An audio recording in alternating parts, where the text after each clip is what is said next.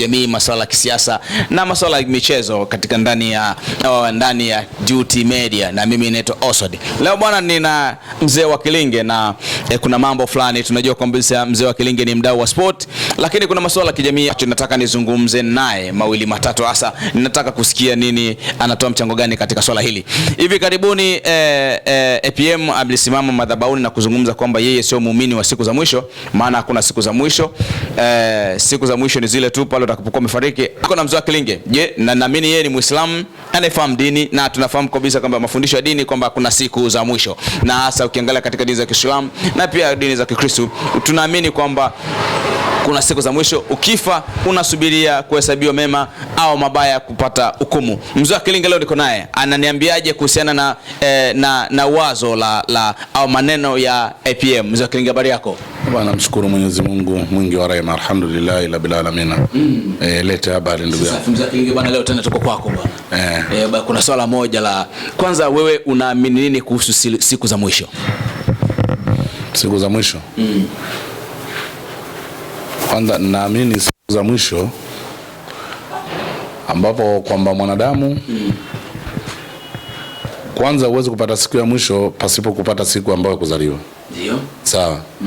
Na Mungu kasema hayo mambo.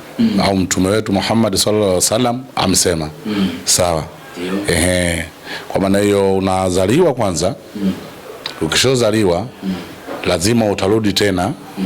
Sawa. Katika tumbo lako ambalo la nini? La ardhi. Maana ardhi ni tumbo. Ni makazi tena. Yale ni makazi tena.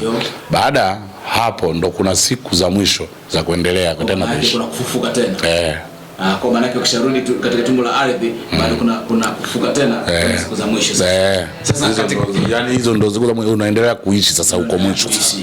Sasa katika imani hiyo ambayo tumejengeka au umejengeka kwamba kuna mtumishi mmoja amesimama ambao ni APM amezungumza kwamba aamini katika siku za mwisho, kwamba hakuna siku za mwisho. Hiyo ni hali ambayo walitengeneza tuishi katika hofu tukiamini kwamba tukifa kuna siku za mwisho, lakini yeye aamini, sio muumini katika kuamini katika siku za mwisho. Mzee wa Kilinge, na wewe umetuambia kwamba hapa ukifa unafufuka kuendelea siku za mwisho. Niambie sasa, katika huyu amezungumza kwamba aamini katika siku za mwisho, nini wazo lako?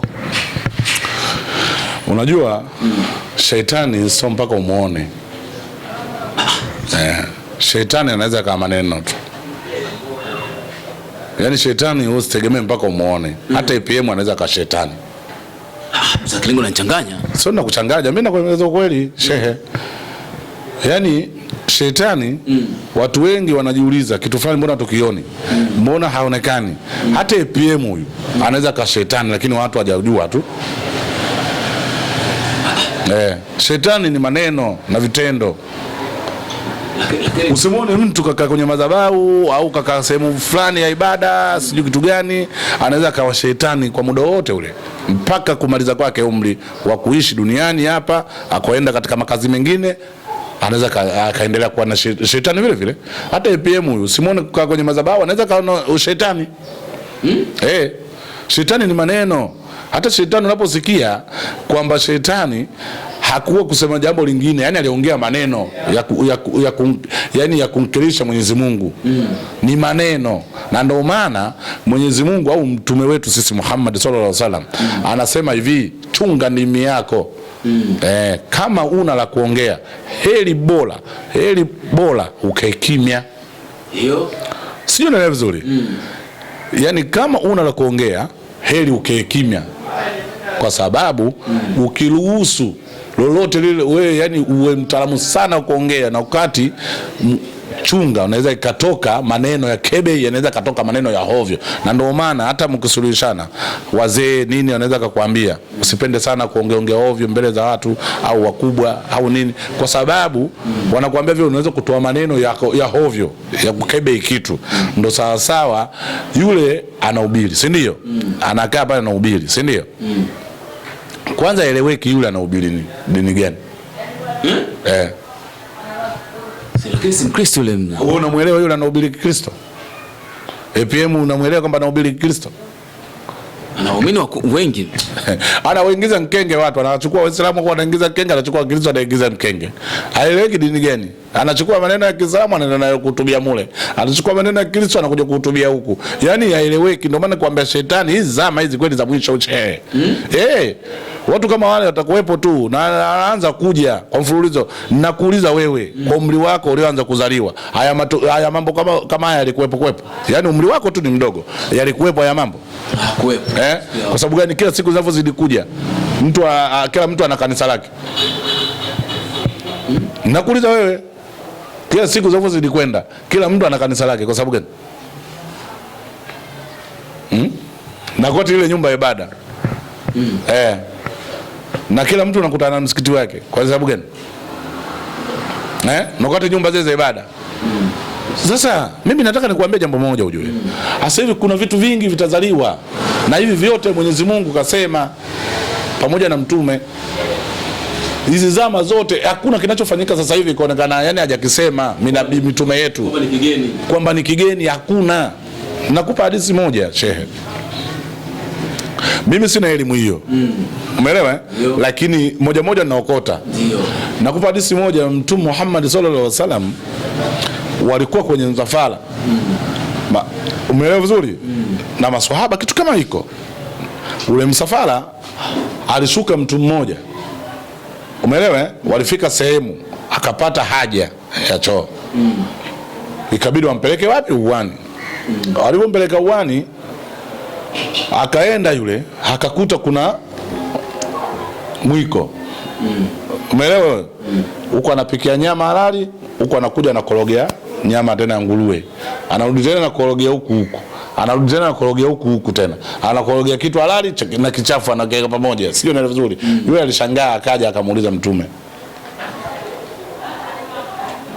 Sio ndio vizuri? Akamtabiria vitu, akamuelezea vitu ambao zama hizi zinakuja hizi. Na ndio maana mtume katika Isaya alisema mimi sipendi kufika zama hizo. Ndio hizi. Kwa sababu hizi hapa hizi. Watu tunasema huko kulikopo na baba zuri nyuma na washenzi nyuma. Watu wengi wanaongea hivyo. Umeelewa vizuri? Lakini mimi ninakwambia kwa sababu gani hata manabii wetu wakupenda kufika zama. Kwa nini vile uwezo wa kumwomba Mwenyezi Mungu afike vile kwa nao? Wangekuwa? Lakini kwa maneno vitu kama hivi. Mungu alichokiandika lazima kitekelezwe. Na kinachokuja lazima kije. Sasa hapo tuende sasa moja kwa moja kwenye topic yenyewe husika kwamba je, maneno yake sasa katika swala la kutokuamini imani ya siku za mwisho. Hakuna. Mzee wa Kilinge unamwambiaje mzee huyu APM? Siku za mwisho shehe zipo. Ndio. Umeelewa? Siku ambayo yani siku ipo ya mwisho ipo. Sasa kukosa hela sio siku ya mwisho. Yaani ukosa hela sio siku ya mwisho. Au kufa sio ndo siku yako ya mwisho. Unaenda kuishi. Ndio. Wewe umetolewa hapo mpeleka sehemu nyingine shehe. Kwani hiyo adhabu ya kaburi inampata nani? Msema hizo ni hofu tu za watu wametengenezewa. Imetengenezewa na nani? Hebu kwanza mimi namuuliza JPM. Kama ni hofu watu wamejitengezewa, hebu ajiulize yeye ni nani? Kwanza JPM ajiulize yeye ni nani? Na katokea wapi? Na baba yake katokea wapi? Na nani aliowaleta hapa? Na hivi vitu kaumba nani? Ndio. Sawa? Hivi vitu kaumba nani? Na yeye ni nani? Na katokea wapi? Ukijiuliza hivyo, akijiuliza hivyo vitu atampata na Mwenyezi Mungu, sio kumtania. Kabla ya Mungu jiulize kulikuwepo nini? Kabla ya Mwenyezi Mungu kulikuwepo na kitu gani? Na sisi katuleta nani? Na hivi vitu kaleta nani? Na hii dunia kaiumba nani? Ndio maana Mwenyezi Mungu ana majina mengi. Shehe, majina 99. Tena hayo ambao machache, hayo ni machache tu. Wewe ukisema ni jina la Mungu hilo. Ukisema ni jina la Mungu hilo shehe. Sasa JPM kibri na kebe ya kupumua, pumzi anayopumua bure. Unajua sisi Mungu alichotupendelea kutupa neno kibri. Hiki kibri hiki tulichokuwepo nacho hiki cha uzima hiki na mafanikio na kupumua bila kulipia ushuru shehe, na mdomo kuongea chochote unachojisikia shehe, hiki kitu ndo kitu kinachotupa sisi jeuri, ambao wowote anaweza akatamka kitu. Kwani Harmonize alisema Mungu anahisi kwa mwanamke, si ndio? Harmonize alisema Mwandambo kaja juzi kasema Mungu ni nani? Mungu hayupo kwanza, Mungu ni mwanamke tu, Mungu haingilii. Sijui unaelewa vizuri. Haya ni jeuri shehe ya kuishi duniani na ya kupumua. Lakini ukimkuta kwenye gesi pale Muhimbili kaka ICU, sawa? Anaingia mjui, anayetoka mjui. Huyu anamwomba Mungu. Shehe, ukitaka umjue mtu anamwomba Mungu, subiri aumwe miaka 10 aumwe pale. So miaka 10 mwaka, yani mwezi mmoja tu alale nani pale. Anaingia mjui, anayetoka hamjui. Mwezi mmoja tu shehe anaanza kumkumbuka Mungu, kuanzia vitabu, kila kitu anaanza kuomba. Ila mtu akiwa mzima ni jeuri. Mwingine anauliza Mungu ni nani? Mungu mimi naamini hayupo. Sasa wewe ulizaliwaje? Wewe umetokea wapi? Mama yako katokea wapi? Baba yako katokea wapi? Babu yako katokea wapi? Tupeni historia yenu. Tutafute vinasaba sasa. Tutafute vinasaba, mlikotokea nyinyi wapi? Na unapokubali kwamba Adamu ndo baba yetu sisi, haya Adamu katokea wapi? Sababu huyu JPM anasema Adamu ndo baba, si ndio? Haya Adamu nani kamleta? Katokea wapi? Adamu kajumba mwenyewe? Unakubali kwamba kaumbwa na Mwenyezi Mungu. Alafu vitendo vya Mwenyezi Mungu ambao vitu ambao alivyoonyesha wewe vitaki. Kakwambia unazaliwa, kuna kuishi, kuna kucheka, kuna kujamba, kuna kufanyeje. Baada ya hapo muda wako unatoka, unakuja katika tumbo lako la ardhi. Utakuja. Ndio maana Mwenyezi Mungu katuacha sisi tuhangaike, tupo imara yake. Baada ya hapo unaenda kuishi tena kaburini. Kaburini unaenda kuishi tena. Kama una mema, mule kwenye kaburi unapata jema. Kama una mabaya, wewe unaadhibiwa na baadaye kitakuja. Unajua watu wanaelewa hii dunia hata kufa mmoja mmoja, kwanza uelewe. Hata kufa mmoja mmoja kama tunavyokufa sasa hivi. Itakuja tsunami tu la moja kwa moja. Inazima tu rote. Ndio inavyotaka kuwa. Sasa leo ukisema vitu hivyo hakuna, ni hofu. Hofu kakutengezea nani? Hofu amekupa Mungu, uongo amekupa Mungu, ukweli amekupa Mungu, ubazifu amekupa Mungu. Yaani Mungu kila ulichokiona vyote ni sifa yake yeye. Sijui naeleka vizuri. Mungu haufanyi kitu mpaka yeye yani wewe ufanye kitu yani mpaka yeye atake. Huyo mchawi huyo, si ndio? Akaenda kuloga, ujue usifikirie mchawi aombe Mungu. Anaomba ndani, Bwana Mungu nisaidie huyu afe au apate shida. Na uchawi sio mpaka uingie ndani tu, hata macho yako yanaweza kawa uchawi. Uchawi ni kitu fulani tu, cha roho fulani, yani kumwombea mwenzako mabaya. Sasa kwa kumalizia sasa na kutokana na dhana hizo ambazo za na Prophet IPM amezungumza kwamba nini unamshauri wewe kama mzee wa Kilinge? Nini unamshauri ni Prophet IPM kutokana na dhana hizi ambazo kwa kizubiri makanisani katika maeneo ya ibada? Nini neno lako kwa Prophet IPM? Mimi ninachompangalizo kitu kimoja tu. Hayo ni maisha aliyokuwepo nayo. Na hizo ni pesa tu. Na zote riziki yote anatoa Mwenyezi Mungu. Hata una ujanja wewe wa kupata pesa. Yani usifikirie mtu anakuambia mimi janja sana. Yani Mungu kama hajataka hata uhangaike. Kuna watu wanahangaika kupita kiasi. Lakini Balesa yule kahangaika, umeelewa? Kidogo Balesa tunaweza kumuona kahangaika sana. Lakini kuna watu wanahangaika toka miaka hiyo mpaka sasa hivi hajafanikiwa. Na kila biashara anafanya Mungu mpaka atake. Maana yake kuna kauli mtu anakuambia wewe sio mjanja kutafuta. Hakuna ujanja kutafuta, mwambie tu afanye kazi.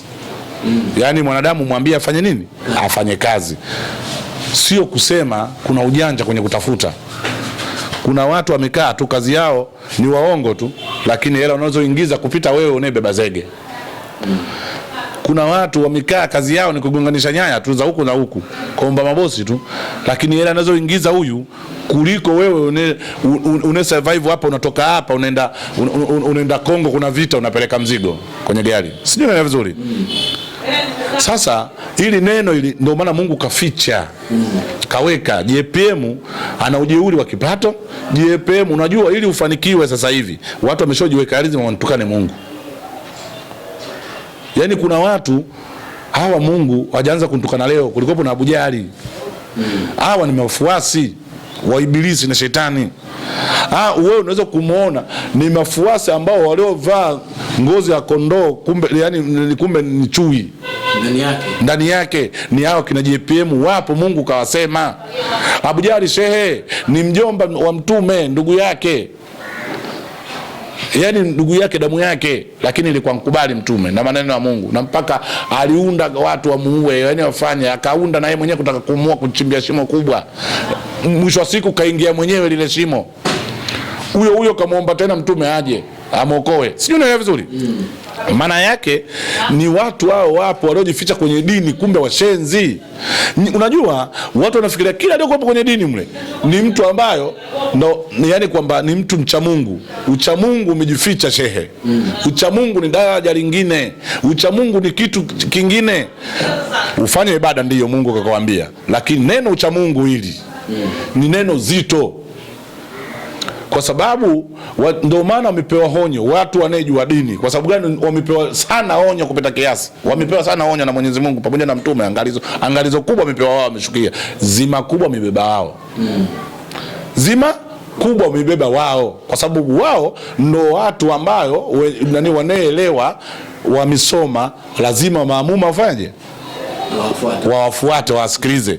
Sasa leo hivi vice versa, mtu kajificha kwenye dini, kumbe hajui dini, hajui chochote, hajui jambo lolote, kumbe mshenzi mbarazuri tu, kajificha kwenye ngozi ya nini, ya dini. Hao ndio leo kuwepo wengi, hao ndio wanetetelesha. Na ndio maana fatwa zao sasa hivi msikitini, we kanisani, yani watu wanatoa fatwa tu za wao za maendeleo, kupata wao tu hela basi. Maendeleo, mafanikio wao tu. Shehe, unamkuta mtu muumini anadai gari, anakwambia kwa ajili gani mninunulie gari? Mtu yuko msikitini anadai gari kwa ajili yeshe. Mtu yuko kanisani anakwambia mimi nadai gari, nataka V8. Tena unachagua V8 na sisi tembelee nikane ngazi. Hata kama ndio, lakini usidai. Unafika sehemu unadai. Sasa hawa wamejificha mgongo wa dini, kumbe ni mashaitani. Sasa ndio sasa na JPM amejikita kwenye dini fulani, akaenda watu wanamfuata, anaponda wenzake kama kuhubiri sana maneno mengi. Umeelewa vizuri? Ndio anachowaambiaga. Sio ndio mtu kukuelewa. Yeye kaja na swaga yake. Swaga leo kuja nayo. Huyu ni Freemason. Huyu ni Freemason. Shehe, hawa ni watu hatari, waogope. Wenye kumtukana Mungu, watu waogope. Mtu wote ukimwona anamtukana Mwenyezi Mungu na kumdadisi sana, kuntukana, yani kumfananisha na wanawake, kumfananisha na, wakati Mwenyezi Mungu mwenyewe kasema usinifananishe na kiumbe chochote. Wewe nimekuumba, ukitaka kunifahamu na kuruhusu nifahamu. Mungu karuhusu, ukiweza kutoboa, ukiwa na kifaa kutoboa nani hiyo unaiona mbingu hiyo, wewe nenda tu. Kama unacha kufika huko, wewe nenda tu, akakuruhusu. Sio dhambi shehe. Sio dhambi kufanya utafiti kwa Mwenyezi Mungu, karuhusu. Science kairuhusu, science ya mwenyewe Mungu ujue. Science ya mwenyewe Mwenyezi Mungu. Hakuna science mtaalamu wa science, lakini ya mwenyewe Mwenyezi Mungu. Kwa maana hiyo, mimi ninachomwambia JPM ni kitu alichokifanya ni shetani.